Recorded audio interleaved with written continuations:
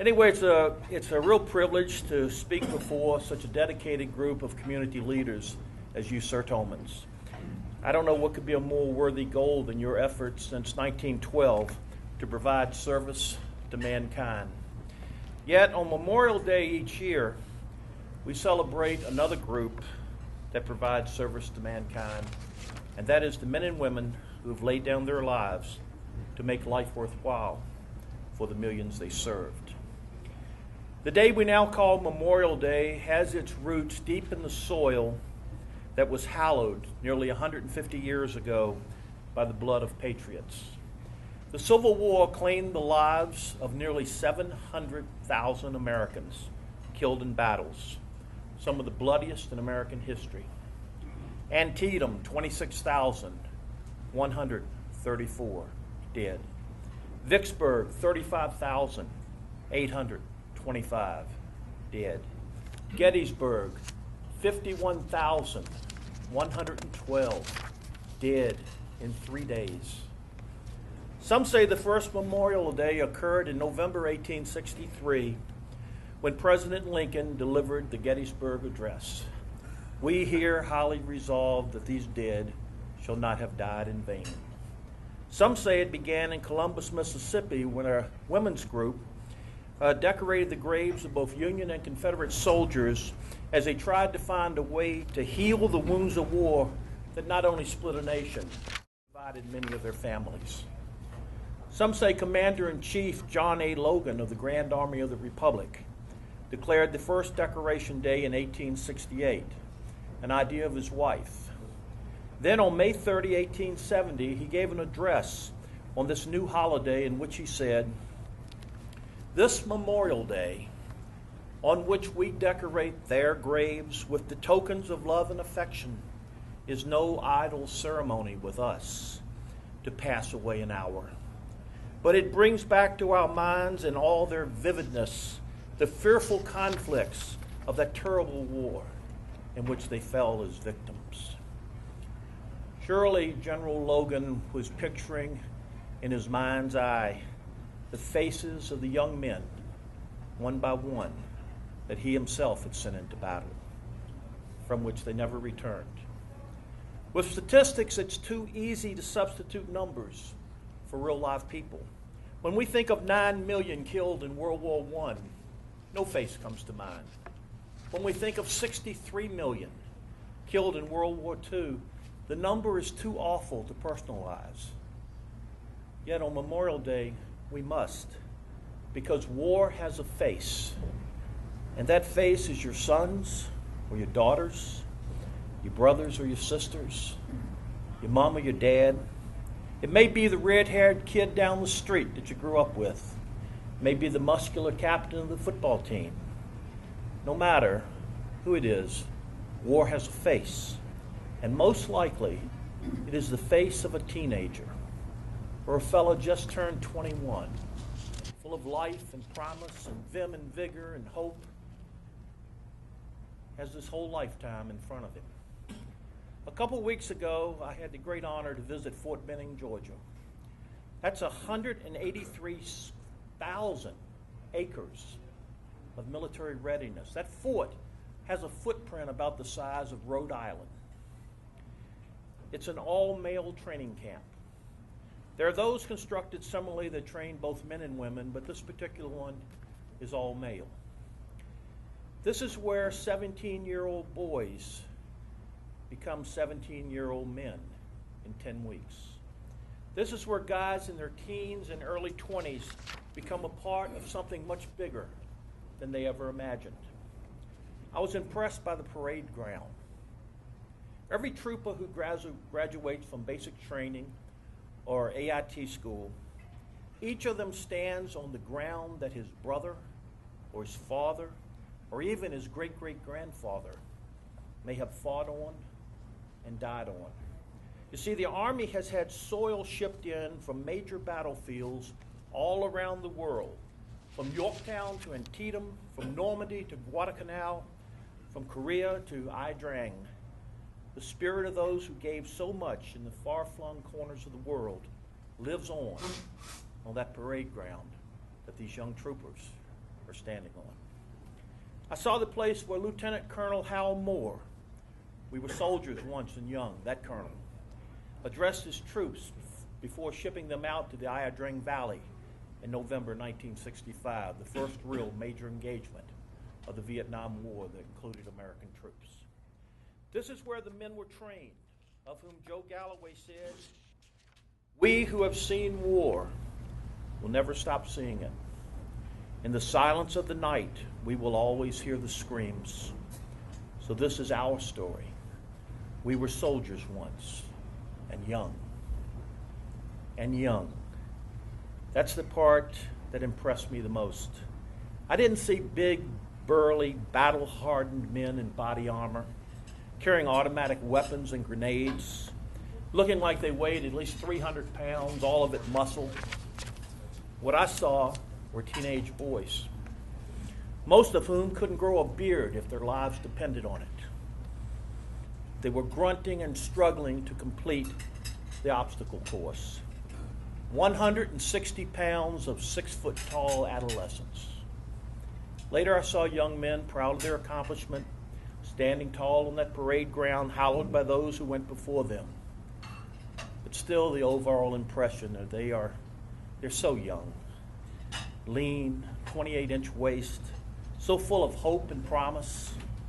Open-faced children of God, only a few hours separated from the cauldron of war. Some will become the faces of war. Some will spend the last moments of their lives saving others, such as Andrew R. Small, Private First Class, U.S. Army, a 19-year-old from Wiscasset, Maine. His platoon came under heavy fire in Nuristan, Afghanistan on August 11, 2006. They were pinned inside of a very tight trail. The trail is that area cut between rock formations, where if you get caught in there, there's no place to go but out one side or the other. And they were facing certain death until Private Small made the decision to come out into the open and lay down suppressing fire so his platoon could reach safety. Someone had to stay behind if they were to survive, and Small did. When the patrol leader was able to move up to Small's position again, he found him lying dead in the trail, weapon in hand, oriented toward the enemy, and out of ammunition. Private Small's selfless action saved his platoon and earned him a place in the pantheon of heroes. He was awarded a Silver Star for conspicuous gallantry. Lester Ann Hester, Army Sergeant, is another face of war. She was serving as a team leader on March 20, 2005, outside of Baghdad, when a convoy came under attack. Hester maneuvered her team through the kill zone and then returned to assault the insurgents' trench lines with grenades. Then she jumped into the trench and killed at least 3 of the enemy with her weapon. She was the first woman to be awarded the Silver Star in the global war on terrorism. She's in the Kentucky National Guard and works as a retail store manager when not on active duty. She's another face of war. Aviation machinist mate first class George D. Raynor was born in Philadelphia. He was 19 years old on December 7, 1941. He was aboard the USS Arizona when General Quarters was sounded. He rushed to a forward 5-inch gun, his battle station, but he found no shells. Raynor ran below and began lifting 90-pound shells and heaving heavy loads of cordite into the hoist. That's when the forward magazine exploded, spewing 1.5 million pounds of detonated cordite, fire, and steel into the Hawaiian sky. The explosion demolished Arizona's bow, killing scores of sailors and Marines, including Raynor's own gun crew. Raynor, down in the magazine, was left in total darkness, suffocating, as his lungs filled with the acrid smoke and the minute particles of debris. He groped for a ladder, found it, and began climbing as he was overcome by nausea. He smelled the sickening stench of his own burning flesh. His hands were seared and sticking to the metal ladder. Through the fog engulfing his brain, Raynor heard the sounds of those dying, their whimpers and their screams. He was unable to breathe. His lungs were on fire. I just wanted to let go, he recalled. I was lightheaded, and it seemed okay to just let go. Yet he hung on. And overhead he saw a shimmer of light swirling in the smoke. From somewhere within him, he mustered the courage to live, and he crawled onto the main deck. As he reached it, he said, "A Marine lay dead beside me. His body was split in two. I began to realize there were dead men all around me. Some men were burning, wandering aimlessly as they died." Raynor was 19. He lived until 2008, another face of war. Lieutenant Mike Christian was 27 when his fighter jet was shot down over Vietnam in 1967. He was imprisoned at the infamous Hanoi Hilton. As his captivity dragged on into months and then years, Christian found himself needing a visual reminder of home. To that end, he began gathering bits of twine and cotton and string and paper from around the compound. Whenever he could find berries or roots, he would use those to color the scraps of material. He fashioned a sewing needle from a piece of bamboo, and he began the tedious job of sewing an American flag inside his prison tunic, where it would be close to his heart, yet hidden from the enemy. When it was finished, Christian would remove his tunic and display the flag sewed inside, and he and his fellow prisoners would pledge their allegiance. Fellow POW and Medal of Honor recipient Bud Day recalled that this was the happiest time of each day because it reminded them of home and it renewed their hopes. Early one morning, a Vietnamese guard caught a glimpse of Christian's flag.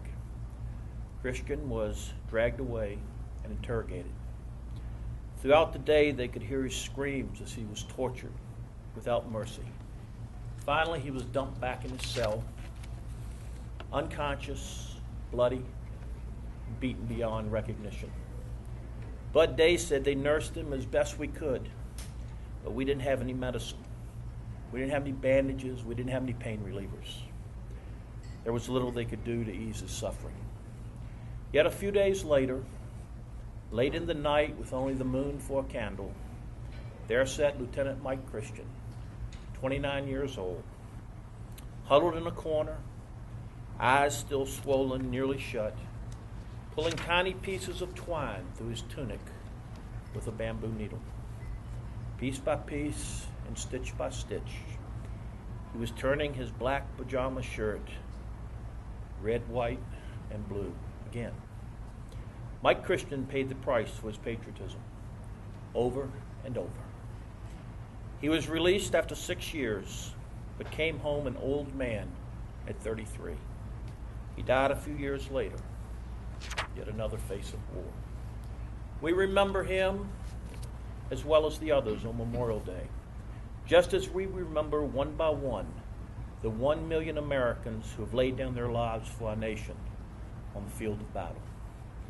I believe if these faces of war were to speak to us now, they would want their fellow citizens and future generations to honor the price they paid for freedom and to revere those who paid it. I also believe they would want something else. They would want us to not only honor those who fought and fell, but also to cherish the values that they fought and fell for, the values they lived, and the values for which they gave so much of body and soul: courage, patriotism, integrity, loyalty, sacrifice, duty, compassion, honor. Especially today, it's so important that our young people see that we adults do remember these values and that we're thankful for America's heroes, that we honor them and that we remember them, and that we also recognize that their service, their sacrifice, and their courage are noble things. They're great things. And while America has no kings or queens, America does have an aristocracy. America has a nobility, and they're called veterans. On this Memorial Day, indeed on every day, we should thank God that they lived and have lived among us. We should ask God's blessing on this great nation that was built on the foundation of the values practiced by our military men and women and preserved by the shedding of their blood. 1 million have died throughout history, bearing arms for this nation, a nation they loved. This month, we take a few minutes to remember them all, one by one, face by face, and thank God for blessing America with the likes of them, America's heroes, our veterans.